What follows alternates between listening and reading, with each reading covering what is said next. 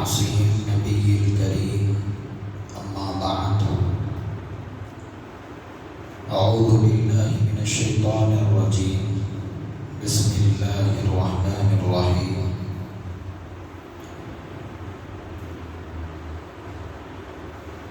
يا بني إسرائيل اذكروا نعمتي التي أنعمت عليكم وأني فضلتكم على العالمين واتقوا يوما لا تجزي نفس عن نفس شيئا ولا يقبل منها عدل ولا تنفعها شفاعة ولا هم ينصرون صدق اللہ العظیم۔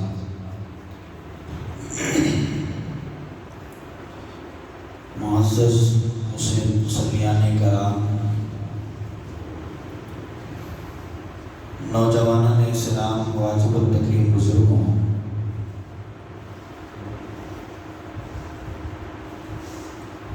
الحمدللہ قرآن کی تفسیر ہم سنتے آ رہے تھے۔ ہمیں اس بات کی اچھی طرح خبر ہے، علم ہے کہ قرآن کو اللہ تعالیٰ نے پڑھنے کا جو حکم فرمایا ہے وہ اس کی صرف تلاوت کا نہیں ہے۔ قرآن کو سمجھ کر پڑھنے والا اصل کامیاب انسان ہے۔ صرف پڑھنا، تلاوت کر لینا الگ چیز ہوتا ہے، اور قرآن کو سمجھ کر کے پڑھنا، اس کے احکامات کو جاننا، یہ الگ چیز ہے۔ قرآن کے صرف پڑھنے والے کو قاری کہتے ہیں، قرآن کے علوم کو جاننے والے کو عالم کہا جاتا ہے۔ تو لہٰذا قرآن جسے پڑھنا ہم ضروری سمجھتے ہیں، اس سے زیادہ ہم اسے بھی ضروری سمجھیں کہ قرآن کو سمجھا جائے۔ تو لہٰذا الحمدللہ سورہ بقرہ کی تقریباً 121 آیتوں کی تفسیر ہمارے سامنے آ چکی ہے۔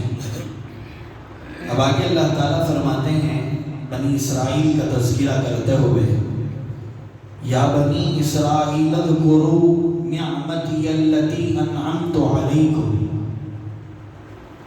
اے بنی اسرائیل یاد کرو میری ان نعمتوں کو جن کو میں نے تم پہ عطا کیا ہے۔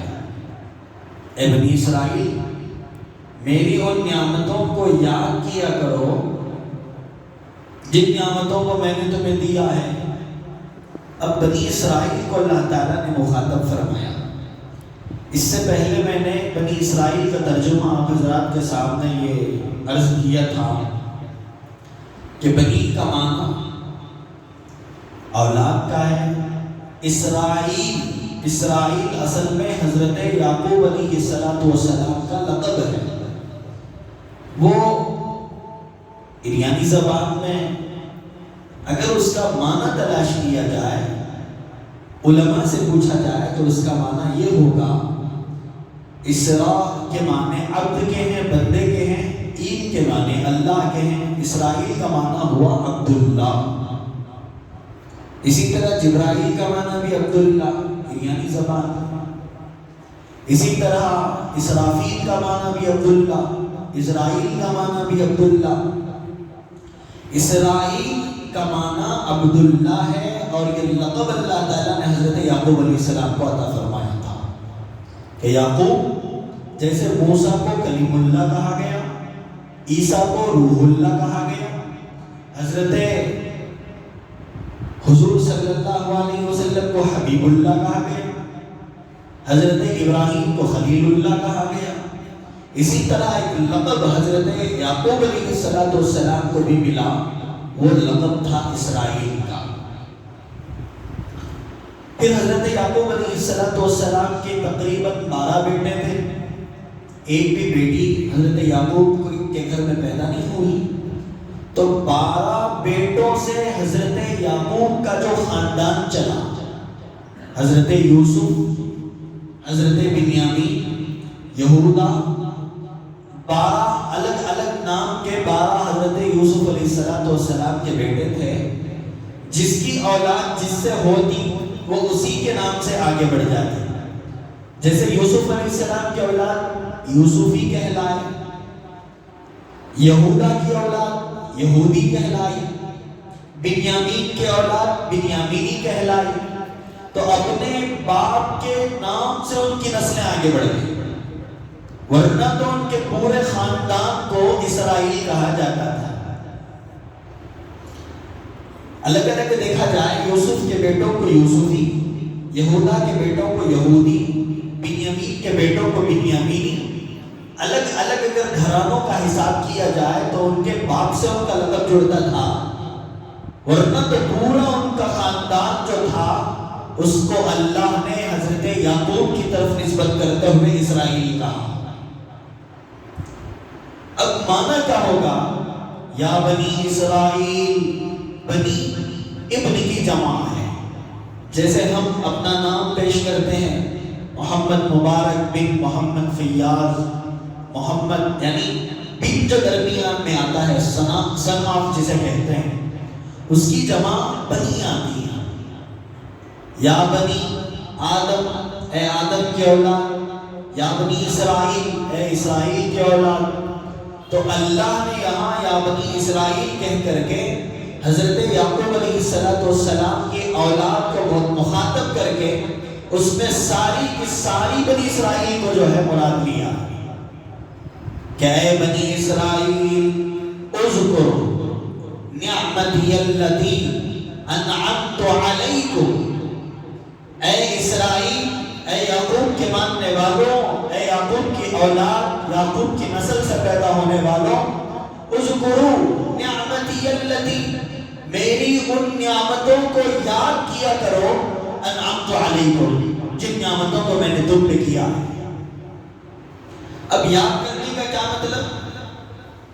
میں اور آپ اپنے دوست و احباب میں کسی پہ چھوٹا سا احسان کر دیتے ہیں، 10 سال بھی اگر بات ملاقات ہوتی ہے تو اس سے ہم پوچھتے ہیں کہ جناب یاد ہے، جناب میں نے آپ کے ننگے بدن کو میں نے اپنے پیسوں سے کپڑے لے کے ڈھانکا تھا، آپ کو یاد ہے؟ آپ کی بھوک کو مٹانے میں میرے پیسے میں نے صرف کیے تھے، یاد ہے؟ تمہارے بچوں کے اخراجات میں میں نے تمہارا تعاون کیا تھا، یاد ہے؟ یعنی جس طرح ہم لوگوں کو اپنے کیے ہوئے احسانات یاد دلاتے ہیں، اللہ کہہ رہا ہے بنی اسرائیل میری نعمتوں کو یاد کرو. مطلب کیا ہے کہ ہم جس طرح اپنے احسانات کو یاد رکھوانا چاہتے ہیں کہ یہ بھول نہ جائے، اس کی قدر کریں، اس کا شکر ادا کرتے رہیں. کہ سامنے والے کو میں کہوں جناب آج سے 10 سال پہلے میں نے تم پہ احسان کیا تھا، یاد ہے؟ وہ فوراً میرا شکر ادا کرے گا، چاہے جائے کہ اس سے پہلے اس نے 10,000 مرتبہ شکر ادا کیا ہو، پھر جب یاد کرے گا شکر کرے گا. ہاں جناب ننگا بدن تھا، آپ نے بدن پہ میں کپڑے ڈھانکے تھے، بھوکا پیٹ تھا، آپ نے میرے پیٹ کو بھرا تھا، میں پیاسا تھا، پانی پلایا تھا آپ نے، بچے محتاج تھے، آپ نے ضرورتوں کو پورا کیا تھا. 10,000 مرتبہ اس سے پہلے شکر ادا کیا ہوگا، پھر بھی جب اسے یاد ہوگا تب دوبارہ شکر ادا کریں گے. تو یہاں اللہ کے کہنے کا مقصد بھی یہی ہے کہ اے بنی اسرائیل میری ان نعمتوں کو یاد کرو جن کو میں نے تم پہ کیا ہے. اس کا مطلب یہ ہے کہ میری نعمتوں کی قدر کیا کرو اور میری نعمتوں کا شکر ادا کرو. یاد کرنے کا مطلب یہ ہے کہ میری نعمتوں کا شکر ادا کرو. ایک دوسری جگہ اللہ فرماتے ہیں ان شکرتم لازیدنکم، اے میرے بندو اگر تم میری نعمتوں کی شکر گزاری کرو گے تمہاری نعمتوں میں اضافہ کرتا چلا جاؤ گا. تم میرے حضور ہاتھ اٹھا کے کہو کہ اللہ میں بالکل قابل نہیں تھا ان چیزوں کا، اللہ تو نے قابل بنایا ہے. اے اللہ میں تو میری حیثیت کیا، میں کیا، اللہ تو نے مجھے اس حیثیت کو عطا فرمایا، میں تیرا احسان مند ہوں، شکر ادا کرتا ہوں. ایک ایک نعمت پر، صحیح ہاتھ کے مل جانے پر، صحیح پیر کے مل جانے پر، صحیح آنکھ اور صحیح زبان کے مل جانے پر، صحیح کان کے مل جانے پر، جس جسم کے ایک ایک صحیح عضو اور زندگی کے ایک ایک صحیح کام کو اچھے ہو جانے پر اللہ کا شکر بجا لائیں گے. اللہ کہتا ہے ان شکرتم لازیدنکم، جتنا میری شکر گزاری کرو گے تمہاری نعمتوں میں اتنا اضافہ کرتا چلا جاؤں گا. آج ایک ٹائم کے کھانے میں تم نے سیر ہو کر پیٹ بھر کے تم نے کھا لیا، اللہ کے حضور ہاتھ اٹھا کر کے شکر ادا کرتے ہو اللہ میرے اندر اتنی طاقت نہیں تھی کہ میں اتنا کما سکوں، اللہ تیرا فضل ہے کہ تو نے مجھے پیٹ بھر کے کھانا کھلایا ہے، تیرا یہ شکر آنے والے وقت میں تجھے پھر دوبارہ پیٹ بھر کے کھانا کھلایا. کیوں؟ قرآن کہتا ہے ان شکرتم لازیدنکم، شکر کرو اللہ کی نعمتوں میں اضافہ ہوگا. پھر اسی آیت میں اللہ کہتا ہے وَلَئِن كَفَرْتُمْ، اور یہ بات بھی یاد رکھنا کہ اگر تم میری نعمتوں کی ناشکری کرو گے، یہ کیا، یہ تو میری محنت کا نتیجہ ہے، اللہ کہاں سے دے سکتا ہے، یہ کیا میری محنت تو اس سے زیادہ تھی، اللہ نے صرف اتنا دیا ہے، یہ کیا صرف پیر دیے ہیں لیکن پیر میں بہترین چپل پہننے کے لیے نہیں دیے، بدن تو دے دیا ہے، بدن پر قیمتی لباس پوشاک کرنے کے لیے اللہ نے حیثیت نہیں دی.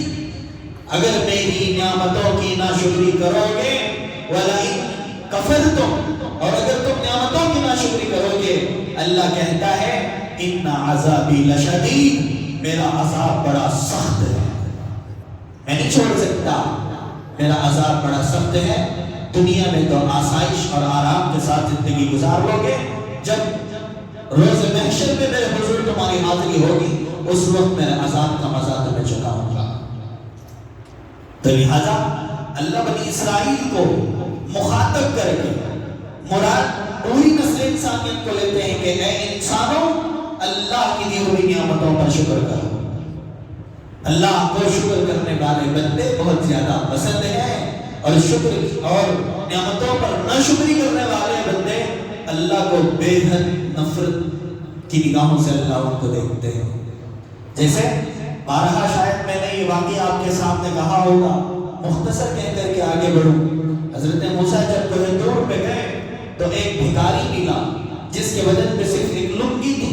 اس نے کہا تھا موسیٰ دعا کرو، اللہ نے کچھ نہیں دیا ہے، دعا کرو کہ کچھ مل جائے. ٹھیک ہے دعا کریں گے، آگے بڑھ گئے. ایک مالدار ملا، کہا موسیٰ دعا کرو اللہ نے بہت سارا دیا ہے، اللہ میرے مال میں کمی کر دی، اب مجھے بہت ہو گیا، اب میں نہیں چاہتا کہ مجھے اور اللہ عطا کرے، اللہ سے یہ دعا کرو کہ فلاں کے مال میں کچھ کم ہو جائے. دونوں کی درخواست کو قبول کی گئے. کوہ طور پہ اللہ سے بات کی، بات ذہن میں آئی، فوراً اللہ سے درخواست کرنے لگے. اللہ ایک فقیر ملا تھا وہ کہتا ہے کہ اسے مال عطا کر، ایک مالدار ملا تھا وہ کہتا ہے کہ مال میں کمی کر. اللہ نے کہا جاؤ مالدار سے کہہ دینا میری ناشکری کرے، فقیر سے کہہ دینا میرا شکر بجا لائے. اب آئے فقیر سے کہا کہ جناب اللہ کا شکر ادا کرو، اللہ تمہاری نعمتوں میں اضافہ کرے گا. فقیر نے کہا موسیٰ یہ کیسی پاگل سی باتیں ہیں، میرے پاس کچھ ہے ہی نہیں تو میں کیا اللہ کا شکر ادا کروں؟ کہ بھئی اللہ کچھ دے تو میں شکر ادا کرو نا، میرے پاس اس لنگی کے علاوہ اور کچھ نہیں. قدرت کا فیصلہ ہوتا ہے، ایک تیزی سے ہوا آتی ہے، جو پہنی ہوئی لنگی ہوتی ہے وہ بھی اڑ جاتی ہے. یہ نعمتوں کی ناشکری کا نتیجہ ہے، نعمتوں کی ناشکری کا نتیجہ ہے. ایک وقت کھا لو، اللہ کا شکر ادا کرو، میرا اللہ اس پر قادر ہے کہ ہمارے مرنے تک ہمیں کسی کا محتاج نہیں بنا سکتا.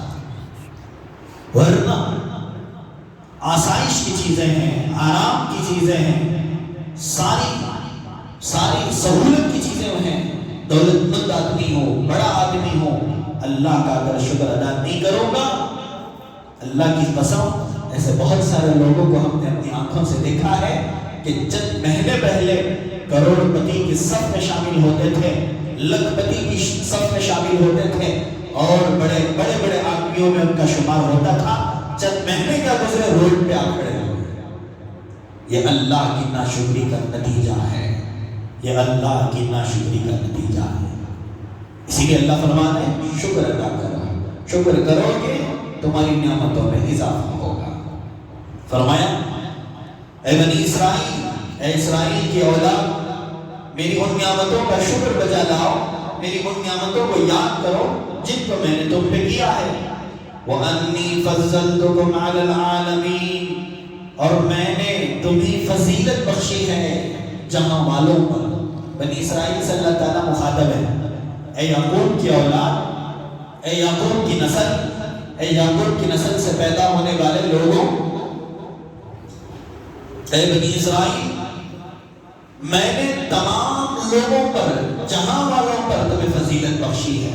اور یہ حقیقت تھی، جس طرح آج کے زمانے میں پوری نسل انسانیت میں سب سے زیادہ مقام رکھنے والے امت محمدیہ، اس زمانے میں امت محمدیہ کا بھی ظہور نہیں ہوا تھا، ابھی اللہ کے نبی علیہ السلام کی بعثت نہیں ہوئی تھی، امت کا ایک فرد آیا ہوا نہیں تھا۔ اس زمانے میں، اس وقت پوری نسل انسانیت میں سب سے زیادہ مقام اور مرتبہ رکھنے والے بنی اسرائیل تھے، سب سے زیادہ حیثیت رکھنے والے، سب سے زیادہ عزت کے مالک، عزت کے حامل وہ بنی اسرائیل تھے۔ جس طرح آج امت محمدیہ کو تمام امتوں پہ فضیلت حاصل ہے، تمام پچھلی امم پر ایک تقدس حاصل ہے، اس زمانے میں، اس وقت تمام نسل انسانیت میں بنی اسرائیل کو وہ مرتبہ حاصل تھا، سب سے زیادہ مقام رکھنے والے۔ اس لیے کہ ابھی امت محمدیہ آئی نہیں تھی، پیغمبر کا ظہور نہیں ہوا تھا، اس زمانے میں اس سے پہلے جتنی امتیں گزری ان میں سب سے زیادہ مقام رکھنے والے بنی اسرائیل تھے، ظاہراً بھی باطناً بھی۔ میری بات کو ذرا غور سے سننا، یہ علم والی باتیں ہیں، اسے اپنے سینوں میں رکھنا چاہیے۔ ایسا نہیں ہے کہ بھئی یہ فن ہے، سن لیں اور دوسرے کان سے چھوڑ دیں، اس کے ایک ایک حرف پر بھی اللہ تعالیٰ ہمیں ثواب عطا کرتے ہیں، اسے معلوم کرنا چاہیے۔ بنی اسرائیل کو اللہ فرماتے ہیں کہ میں نے فضیلت دی۔ اب کیسی فضیلت؟ ظاہراً بھی اللہ نے فضیلت دی، باطناً بھی اللہ نے فضیلت دی۔ ظاہراً کا مطلب کیا؟ بنی اسرائیل کے اندر بہت سارے لوگوں کو اللہ تعالیٰ نے بادشاہی عطا کی۔ حضرت یوسف اگرچہ کہ بچپن میں انہیں کنویں میں ڈال دیا گیا، راستہ چلنے والوں نے کنویں سے نکالا، بازار میں بیچا، لمبی تفصیل ہے، میں تفصیل میں نہیں جانا چاہتا، بس یہ کہنا چاہتا ہوں حضرت یوسف یعقوب کی اولاد میں سے تھے، بنی اسرائیل میں سے تھے، اللہ نے بادشاہ بنا کے مصر کے تخت پہ بٹھایا۔ حضرت داؤد بنی اسرائیل میں سے تھے، حضرت داؤد کو اللہ تعالیٰ نے بادشاہی عطا کی۔ حضرت سلیمان بنی اسرائیل میں سے تھے، اللہ تعالیٰ نے بے مثال بادشاہی حضرت سلیمان کو عطا کیا تھا، بے مثال، پرندوں پہ بادشاہی، چرندوں پہ بادشاہی، سمندر کی مچھلیوں پہ بادشاہی، جنگل میں چرنے والوں پہ بادشاہی، انسانوں پہ بادشاہی، ہوا پہ بادشاہی، جنوں پہ بادشاہی، بے مثال بادشاہی حضرت سلیمان علیہ السلام کو اللہ نے عطا کیا تھا۔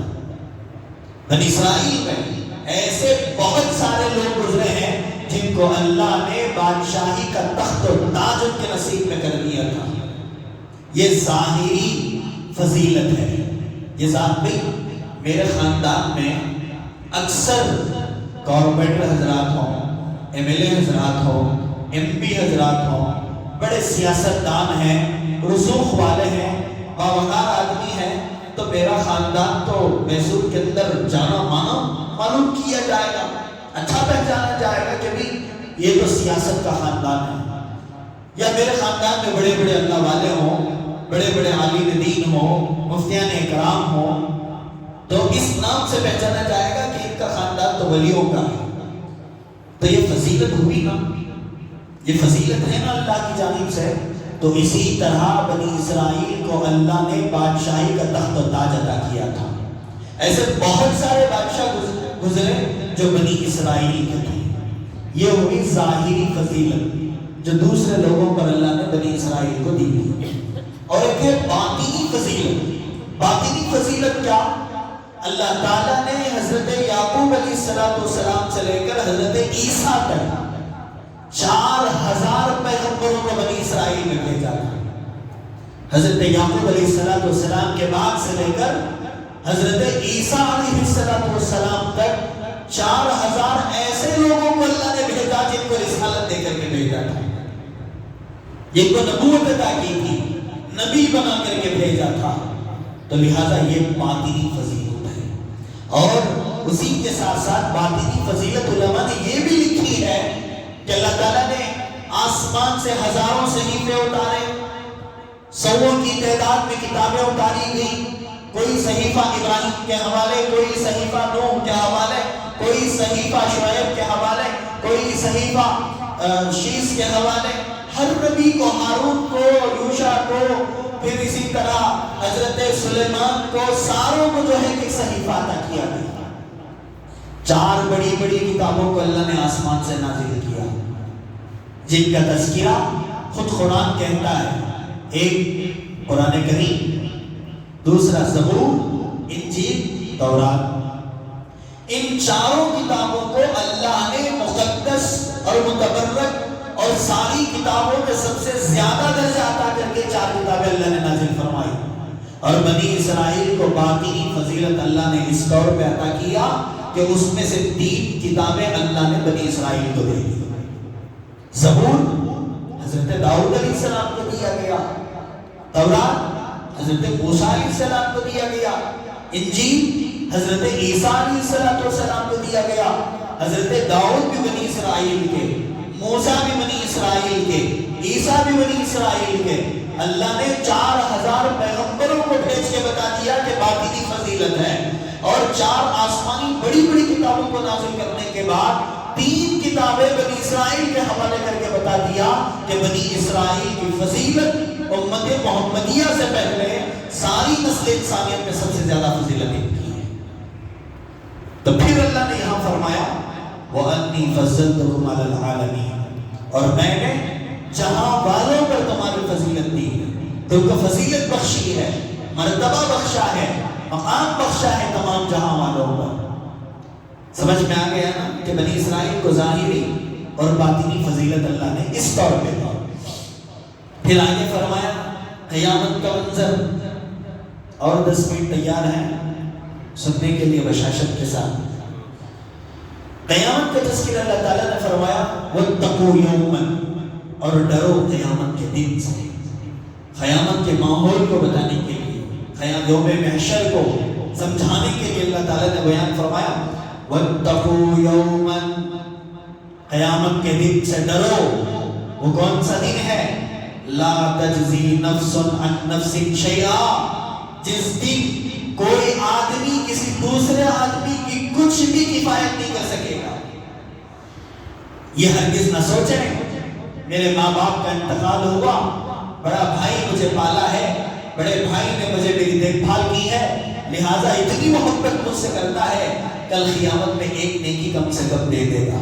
نہیں، قرآن کہتا ہے لا تجزی نفس عن نفس شیئا، ذرہ برابر ایک نیکی کے 100 حصے کر دیے جائیں، اور ان 100 حصوں میں 99 حصے اس کے حوالے کر کے اس سے کہا جائے کہ ایک حصہ مجھے دے دے۔ اللہ کی عزت اور جلالت کی قسم، ماں باپ ہو، بھائی بہن ہو، رشتہ دار ہو، کوئی نیکی کا ذرہ برابر ہمیں دینے کے لیے تیار نہیں ہو سکتا۔ یہ میری بات نہیں ہے، قرآن کہتا ہے فَإِذَا جَاءَتِ الصَّاخَّةُ يَوْمَ يَفِرُّ الْمَرْءُ مِنْ أَخِيهِ وَأُمِّهِ وَأَبِيهِ وَصَاحِبَتِهِ وَبَنِيهِ لِكُلِّ امْرِئٍ مِّنْهُمْ يَوْمَئِذٍ شَأْنٌ يُغْنِيهِ۔ جب قیامت کا دن آئے گا فَإِذَا جَاءَتِ الصَّاخَّةُ، جب قیامت آئے گی، يَوْمَ يَفِرُّ الْمَرْءُ مِنْ أَخِيهِ، بھائی بھائی سے بھاگے گا، وَأُمِّهِ وَأَبِيهِ، اولاد ماں باپ سے بھاگے گی، وَصَاحِبَتِهِ وَبَنِيهِ، بیوی شوہر اور بچوں سے بھاگے گی۔ ایک آدمی اللہ کے حضور آئے گا، اللہ کہیں گے کہ تیرے نیکیوں کا اور برائیوں کا پلڑا برابر ہے، تیرے نیکیاں بھی برابر کی ہیں، برائیاں بھی برابر کی ہیں، جا ایک نیکی تلاش کر کے لا۔ مثال کے طور پہ تیری نیکیاں 50 ہیں تو تیرے گناہ بھی 50 ہیں، دونوں پلڑے ایک جگہ ٹھہرے ہوئے ہیں، جا ایک نیکی کسی کے پاس مانگ کر کے لا۔ اب تیری نیکیوں کا پلڑا بھاری ہوگا، تجھے جنت میں بھیج دیا جائے گا۔ اب وہ خوش ہوگا، 50 نیکیاں تو میں نے کمائی ہیں، ایک نیکی کی تو بات ہے، چلو میرے لنگوٹیا یار ہیں جو دنیا میں رہ کر میرے بغیر کھانا نہیں کھاتے تھے، میرے بغیر سکون اور چین ان پہ حرام تھا، وہ کبھی میرے بغیر کہیں پروگرام میں نہیں جایا کرتے تھے، میرے انتظار میں رات و رات گزارنے والے میرے لنگوٹیا یار ہوں گے، چلو ان کے پاس چلتے ہیں۔ اب وہ تلاش کرتا ہوا پوری نسل انسانیت میں دوستوں کو تلاش کرے گا، کوئی دوست نظر آ جاتا ہے، دوڑتا ہوا اس کے پاس جاتا ہے، وہ کہتا ہے بھائی دنیا میں تو محبت تھی، انتظار بھی کرتا تھا، تیرے بغیر کھانا نہیں کھایا جاتا تھا، تیرے بغیر چین و سکون مجھ پہ آرام تھا، لیکن ایک نیکی اگر تجھے دے دوں تو میں کیا کروں گا، میں نہیں دے سکتا۔ اب وہ سوچے گا کہ چلو یہ تو دوست ہے، دوست باہر کا ہوتا ہے، بھائی بہن تو ایسا نہیں کرتے، کسی بھائی سے ملاقات کریں۔ اب جب بھائی کے پاس جائے گا، بھائی بھی رخ موڑ کے بھاگنے لگے گا، باپ کے پاس جائے گا، باپ بھی رخ موڑ کے بھاگنے لگے گا۔ میرے دوستوں ذرا دل کے کان کھول کر کے سننا، وہ آدمی جو بھائی سے مجبور ہو گیا ہو، اپنے بہنوں سے، رشتہ داروں سے، دوستوں سے مجبور ہو گیا ہو، دل میں خیال آئے گا اے اللہ میری ماں تھی، بچپن میں مجھے پالا تھا، پیدا کیا تھا، مجھے یقین ہے میری ماں مجھے ایک نیکی ضرور دے دے گی۔ ماں کو تلاش کرتا ہوا جائے گا، جا کر کے ماں نظر آئے گی، ماں کے سامنے کھڑا ہو جائے گا، پوچھے گا اتعرفینی، اے ماں کیا تو مجھے نہیں پہچانتی کہ میں کون ہوں؟ ماں کہے گی کیوں نہیں پہچانتی، تو میرا بیٹا ہے، 9 ماہ میں نے تجھے اپنے پیٹ میں رکھا تھا، درد زہ کو برداشت کر کے تجھے دنیا میں نے جنا تھا، جب تو پیدا ہوا میں نے اپنی جان کو جھونکے میں ڈال کر کے تجھے پیدا کیا تھا، میں نے درد زہ کو برداشت کر کے تجھے پیدا کیا تھا، اور جب تو پیدا ہوا میں نے خون اور پسینے کو، خون اور پانی کو ایک کر کے تجھے دودھ بنا کر کے پلایا تھا، اور جب تو پیدا ہوا تھا میں نے اپنے جسم کی خواہشوں کو چھوڑ کر تیری خواہش کی فکر کی تھی، میں اپنے آسائش اور آرام کے بستر کو چھوڑ کر تجھے سلانے کی فکر کرتی تھی، میں اپنے کھانے کو چھوڑ کر تجھے کھلانے کی فکر کرتی تھی، میں کیسے تجھے بھول سکتی ہوں؟ اب بیٹا کہے گا اماں دنیا میں اتنی مہربانی تو کر دی ہے، اماں دنیا میں تو نے پیدا کیا، پالا، بڑا کیا، پرورش کیا، نشو و نما کیا، میرے لیے اپنی ساری خواہشوں کو بھلا دیا، اماں آج ایک احسان میں تجھ سے چاہتا ہوں، وہ یہ کہ ایک نیکی مجھے دے دے، میرے نیکیوں کا پلڑا برائیوں کا پلڑا برابر ہو چکا ہے، ایک نیکی اگر آج مجھے مل گئی تو تیرا بیٹا جنتی بن سکتا ہے، اماں ایک نیکی کی ضرورت ہے۔ اماں کہے گی الیک عنی، میری نظروں سے دور چلے جا، میری نظروں سے دور چلے جا، تجھے ایک نیکی دے دوں اور اللہ کے حضور میرا حساب ہوگا، مجھے ایک نیکی کی ضرورت پڑی تو میں کس کے پاس جاؤں؟ لہٰذا عزیزوں قیامت کا منظر ہے، اللہ کہتا ہے لا تجزی نفس عن نفس شیئا، کوئی کسی کے کام آنے والا نہیں، کوئی شخص کسی کے کام آنے والا نہیں، اور اس سے بہترین بات یہ ہے، اس سے مزے کی بات یہ ہے، اللہ کے فرماتے ہیں وَلَا يُقْبَلُ مِنْهَا عَدْلٌ، وہاں کوئی بدلہ بھی قبول نہیں کیا جائے گا، کوئی جزیہ، جرمانہ، اللہ ایک نیکی تم کی تو بات ہے، میں اتنے درہم یا دینار دیتا ہوں یا فلاں سونا یا چاندی تجھے دیتا ہوں، ہیرے جواہرات دیتا ہوں، اللہ ایک نیکی عطا کر دے، یا اتنا جرمانہ دیتا ہوں ایک نیکی اس میں سے کم کر دے، جب ایک نیکی اس میں کم ہوگی خود بخود نیکیوں کا گناہ کم ہوگا، نیکیوں کا پلڑا بھاری ہوگا، اللہ ایک گناہ کم کرنے کے لیے میں تجھے جرمانہ دینے تیار ہوں۔ اللہ کہتے ہیں وَلَا يُقْبَلُ مِنْهَا عَدْلٌ، وہاں کوئی بدلہ بھی قبول نہیں کیا جائے گا، وہاں سونا چاندی نہیں چلے گا، ہیرے جواہرات نہیں چلیں گے، وہاں تمہارا مال کام نہیں آئے گا، صبح سے شام تک، شام سے صبح تک مال مال مال مال کرنے والوں، تجارت تجارت تجارت کرنے والوں، کمانا کمانا کمانے کی فکر کرنے والوں، اللہ کہتا ہے وَلَا يُقْبَلُ مِنْهَا عَدْلٌ، وہاں تمہارا کوئی مال کام نہیں آئے گا، کوئی بدلہ نہیں لیا جائے گا۔ اب اس سے مزے کی بات اللہ آگے فرماتے ہیں وَلَا تَنْفَعُهَا شَفَاعَةٌ، اور وہاں کسی کی سفارش کا کوئی فائدہ بھی نہیں ہوگا۔ جناب آپ ہمارے محلے کے بڑے تھے نا، صدر تھے نا، سیکریٹری تھے نا، آپ دیکھا کرتے تھے نا کہ میں نماز کو آیا کرتا تھا، میری نیکیوں کا اور برائیوں کا پلڑا برابر ہو چکا ہے، جناب آپ اللہ سے سفارش کر دیں۔ نہیں، اب یہاں سفارش کے متعلق میں بعد میں تھوڑی سی وضاحت اور کروں گا، اس سے پہلے یہ سن لیں یہاں اللہ نے جو کہا کہ سفارش کسی کی نہیں قبول کی جائے گی، یہ زیادہ تر مشرکوں کے لیے اور کافروں کے لیے۔ مومنوں کی سفارش کا متعلق خود قرآن کہتا ہے، حدیث پاک میں آتا ہے کہ ایک حافظ قرآن 10 ایسے جہنمیوں کو سفارش کرے گا جن کے اوپر جہنم واجب ہو چکی ہوگی، اور پیغمبر کی سفارش چلے گی، نیک لوگوں کی سفارش چلے گی، اور جن کی چھوٹی اولاد نابالغ اولاد دنیا سے جا چکی ہو ان کی سفارش ماں باپ کے حق میں چلے گی۔ یہ اس وقت ہوگا کہ جب بندہ ایمان کی حالت میں اللہ کے پاس گیا ہو۔ اگر شرک کی حالت یا کفر کی حالت میں اللہ کے یہاں گیا ہو تو اللہ کہتے ہیں کہ کسی کی سفارش کا کوئی فائدہ نہیں ہوگا۔ پھر آگے اللہ تعالیٰ نے اس سے بھی مزے کی بات یہ فرمائی، وَلَا هُمْ يُنصَرُونَ، اور ان کی مدد بھی نہیں کی جائے گی، ذرہ برابر ان کی مدد نہیں کی جائے گی۔ اب میں ایک بات بتا کر کے اپنی بات کو ختم کروں۔ عام طور سے کیا ہوتا ہے، اگر کسی آدمی کو قید کر لیا جائے، جیل کے سلاخوں کے پیچھے ڈال دیا جائے، اب یہ بات میں طے کریں گے کہ وہ گنہگار تھا یعنی مجرم تھا کہ نہیں تھا، یہ بعد میں طے ہوگا۔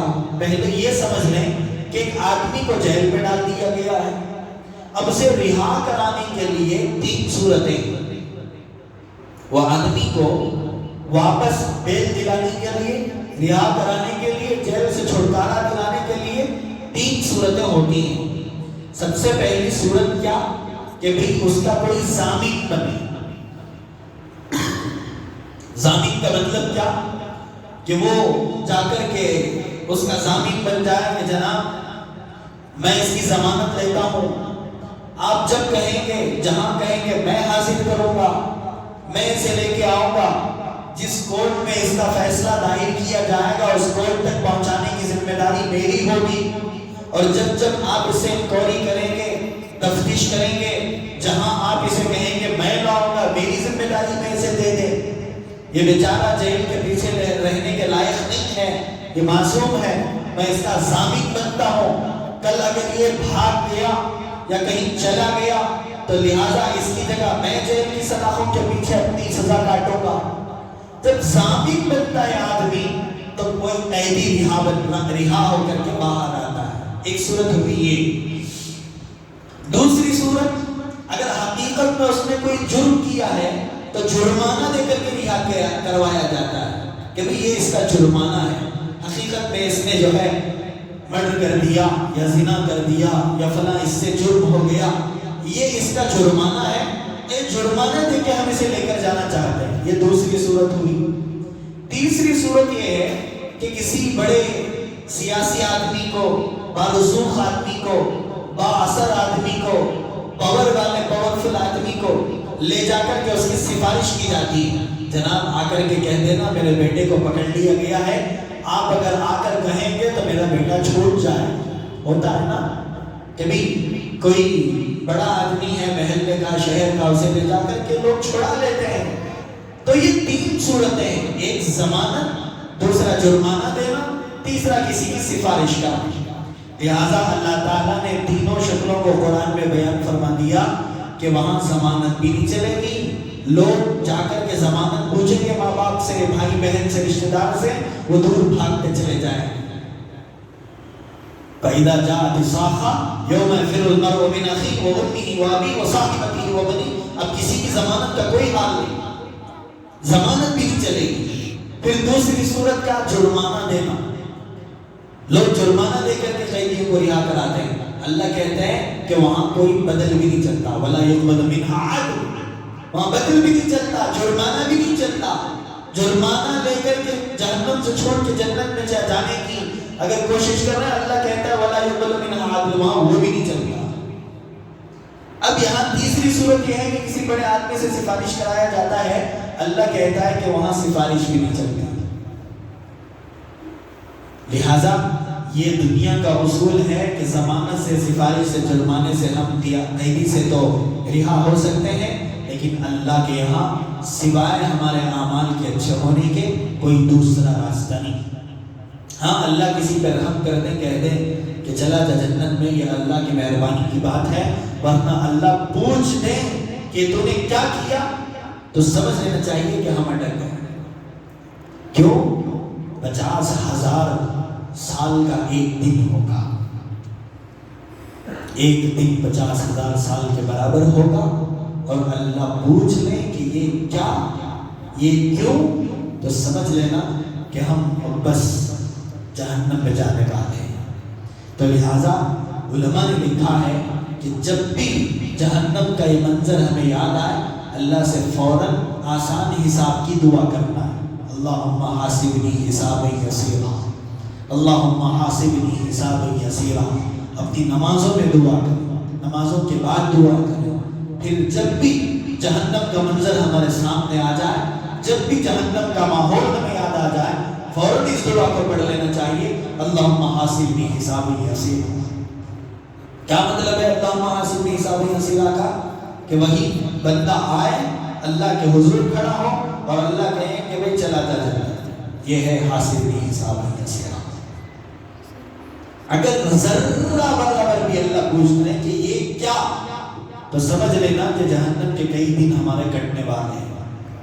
تو لہٰذا اللہ سے دعا کرتے رہنا چاہیے کہ اے اللہ ہمارا حساب آسان فرما۔